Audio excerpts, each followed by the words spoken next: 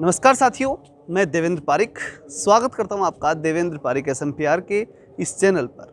हाल ही के समय में जो महत्वपूर्ण विषय चल रहा है वो है कि सरकार कमज़ोर है या मजबूत।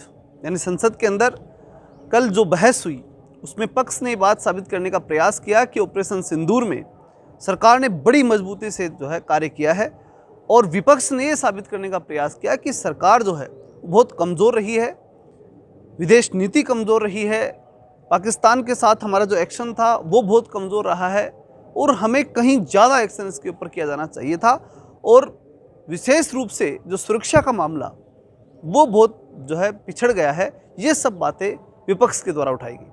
और सबसे बड़ी बात और एक तरह से कहें कि खुशखबरी की बात तो यहाँ ये है कि विपक्ष पूरी मजबूती से दिखाई देता है। एक स्वस्थ लोकतंत्र की सबसे बड़ी परिभाषा यही है कि उसमें विपक्ष मजबूत होना चाहिए। लेकिन पॉइंट यहाँ ये आता है कि क्या वास्तव में नरेंद्र मोदी जी जो कह रहे हैं, प्रधानमंत्री जो कह रहे हैं कि सरकार मजबूत है, वो बात सही है, या राहुल गांधी जी जो कह रहे हैं कि सरकार कमज़ोर है और किसी भी स्थिति के अंदर जो मजबूती होनी चाहिए थी वो नहीं दिखाई गई। इस प्रकार की जो बात उन्होंने कही, उन दोनों बातों में से सच्चाई क्या है? तो देखिए, पहले एक वीडियो में चर्चा की थी कि किसी भी कार्य के लिए एक योजना होती है, और चूंकि भारत सरकार अब की बार केवल इस बात के उद्देश्य के साथ ही गई थी कि जिन आतंकवादियों ने यहाँ पर कार्रवाई की है उनको और उनके आकाओं को ख़त्म करना है।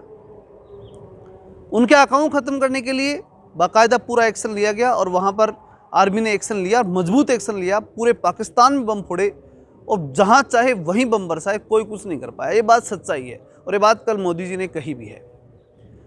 दूसरा, ऑपरेशन सिंदूर चल रहा है, ये बात कल परसों में साबित भी हुई कि महादेव पर्वत के ऊपर जो आतंकवादी छुपे हुए थे उन्हें अब मारा गया है। मतलब एक्शन जारी था, बिल्कुल उनको छोड़ा नहीं गया। आतंकवादी थे वो, उनको जहां भी थे उन्हें ढूंढ करके मार दिया गया।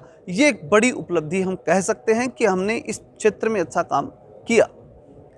लेकिन जो दूसरी बात उठाई जा रही है, ये तो मजबूत पक्ष की बात हो गई कि नरेंद्र मोदी ने जो है, या प्रधानमंत्री जी जो सरकार बनाए हुए हैं, उस सरकार ने पूरी मजबूती दिखाई। लेकिन जब विपक्ष की बात करते हैं तो उनके दो तीन प्रश्न जो कि पूरी तरह से वाजिब दिखते भी हैं। पहला कि जम्मू कश्मीर को हमने 370 हटाने के बाद पूरे भारत के लिए खोल दिया, तो उस स्थिति में उसमें वहाँ जो लोग गए उनको सुरक्षा क्यों नहीं मिली, अकॉर्डिंग टू प्रियंका गांधी। दूसरी बात गोगोई ने कही, वो उन्होंने कहा कि अगर हम पाकिस्तान पे अटैक कर चुके थे, पाकिस्तान हमारे अंडर कंट्रोल था, घुटने टेक चुका था, तो फिर क्यों नहीं हमने पीओके की कार्रवाई की? प्रश्न तो ये भी था।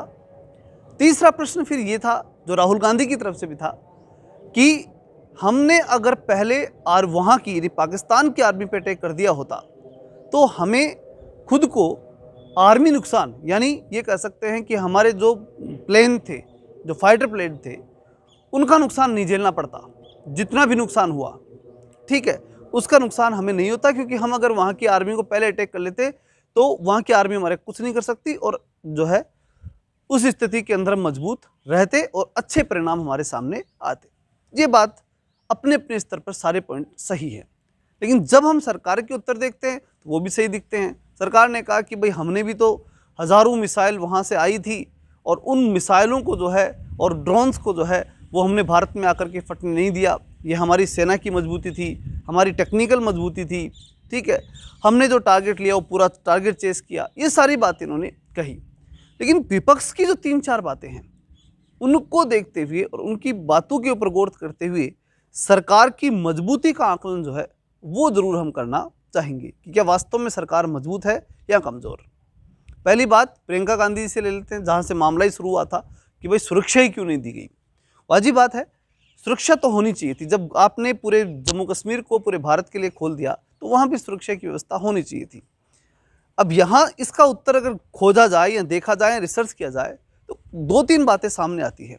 पहली बात जो सामने आती है वो ये कि जिस हिस्से के ऊपर वो पर्यटक गए थे उस हिस्से में अभी तक किसी प्रकार की कोई आतंकवादी घटना नहीं थी, यानी एक सेंसिटिव एरिया नहीं था।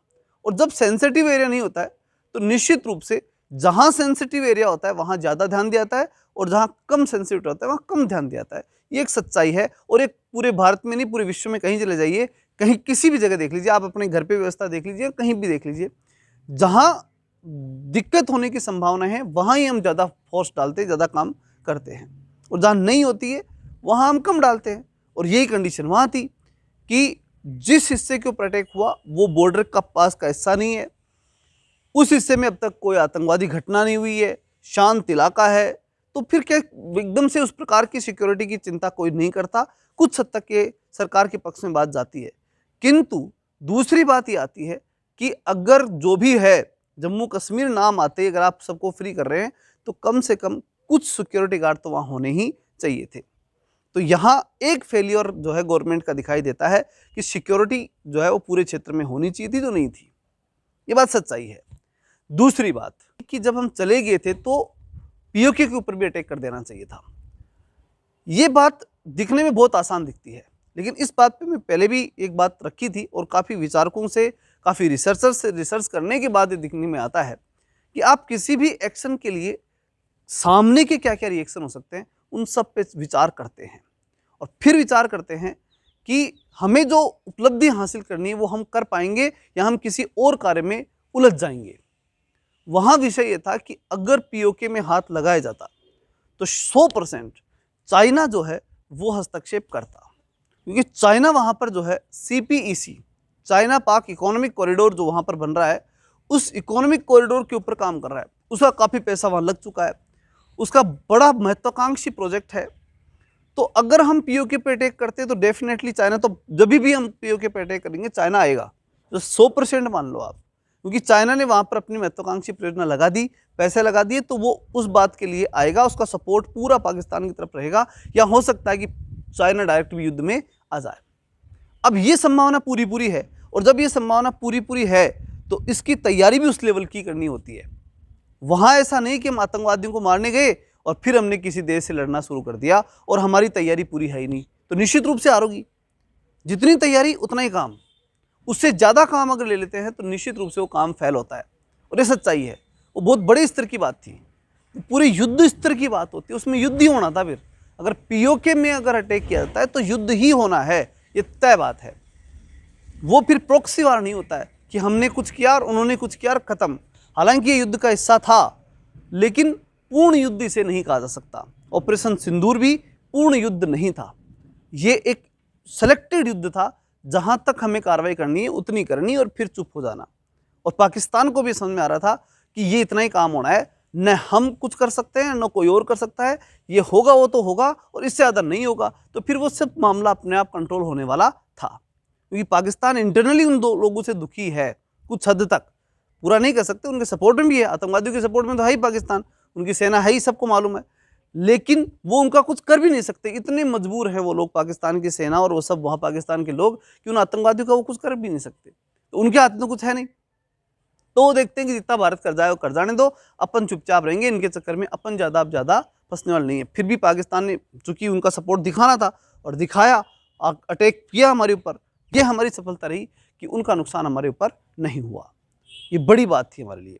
तो अब बात यहाँ पर आती है कि पीओके का जो मामला था उसको हम उस समय नहीं छेड़ सकते थे, उसके लिए प्रूफ अलग होगा, प्लानिंग अलग होगी, पूरा एक्शन अलग होगा, और बहुत ही ताबड़तोड़ एक्शन होकर के, कंप्लीटली कवर होकर के सारा मामला एकदम कंट्रोल में आने वाली बात होगी। आसानी से वो काम, इतना आसान नहीं कि जैसे हलवा हो गए और ले लिए, इतना कुछ नहीं है। पीओके लेना इतना भी आसान नहीं है कि हम गए और पीओके को ले लिया। हाँ, ले सकता है, भारत इतना कैपेबल है, क्षमतावान है, सारी चीज़ें हैं, लेकिन उसके लिए पूरी प्रॉपर प्लानिंग के साथ ही ऐसा हो सकता है, केवल कहने मात्र से ऐसा नहीं होना। तो इसलिए यहाँ भारत सरकार मजबूत थी, उसका सही एक्शन था, वो वहाँ पर उस काम में करके आ गई और पूर्ण सफलता के साथ आई, तो वो पूरी पूरी मजबूती मानी जाएगी। सिक्योरिटी के मामले में कमज़ोर थी भारत सरकार, ये बात सही है, लेकिन जो एक्शन लिया वो पूरी सही था, मजबूत था, और आज भी चल रहा है और सही चल रहा है, इसमें कोई जो है कमी नहीं कही जा सकती। तीसरा विषय आता है कि हमें पहले वहाँ की आर्मी पर अटैक करना चाहिए था और उसके बाद में जो है वो हमें बाकी स्थानों पे काम करना चाहिए था। अगर उस स्थिति को देखा जाए तो उसमें भी एक बात सरकार की तरफ जाती है, वो ये कि अगर आप अटैक आर्मी के ऊपर करेंगे तो निश्चित रूप से भारत का युद्ध पाकिस्तान के ऊपर अटैक माना जाएगा कि उसने युद्ध कर दिया।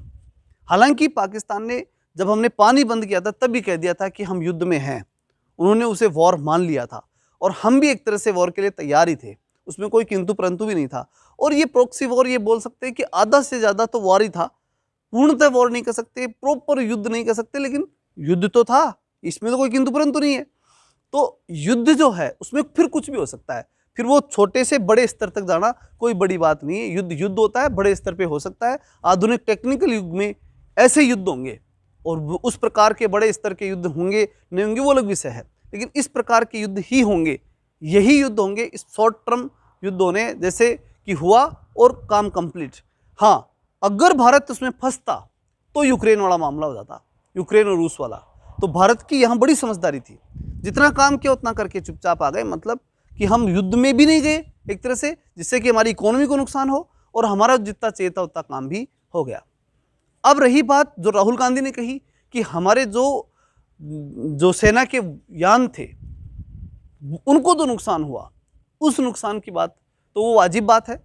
अगर वहाँ पर सेना के ऊपर कंट्रोल करने के लिए अलग से व्यवस्था होती कि जब भी आर्मी एक्शन लेगी वहाँ पाकिस्तान की, तो उस पर हम क्या करेंगे, उसकी प्लानिंग उसके साथ रहती, तो शायद उस स्थिति के अंदर कुछ ये जो बात कही गई है, भारतीय जो वायुसेना के जो यान थे उनके ऊपर नुकसान नहीं होता, ये बात सही है। लेकिन सबसे बड़ी बात कि वो चीज़ें सब टेक्निकल होती हैं, वो प्लानिंग का पार्ट होती हैं, वो किस प्रकार थी, क्या थी, उसकी पूरी खुलासा अगर हम कहें तो वो हमारे पास नहीं है। और न ही इतना बड़ा खुलासा किस प्रकार से क्या हुआ, किस प्रकार की प्लानिंग थी, ये सारा न संसद में रखा जा सकता है और न ही जो है उसके बारे में कोई सार्वजनिक रिपोर्ट बनाई जा सकती है। ये जरूर है कि विपक्ष के नेता होने के नाते राहुल गांधी डायरेक्टली मिल करके उसके बारे में ज़्यादा व्याख्या ले सकते हैं, ये उनको डायरेक्टली लेना चाहिए, लेकिन ये संभव नहीं है कि किस प्रकार की उस समय की प्लानिंग थी। तो तीनों विषयों को जब देखें तो ये साफ साफ दिखाई देता है कि बहुत कुछ किया जा सकता था और बहुत कुछ किया गया। कुल मिलाकर के सार रूप में जब देखा जाता है तो स्पष्ट दिखाई देता है कि जो कुछ करना था वो अपनी दिशा में सही था, सही रूप में था, सरकार मजबूत दिखाई दी और विपक्ष भी मजबूत दिखाई दिया कि उसने मजबूती से प्रश्न उठाए। चलिए मिलते हैं नेक्स्ट वीडियो में, तब तक के लिए जय हिंद, जय भारत।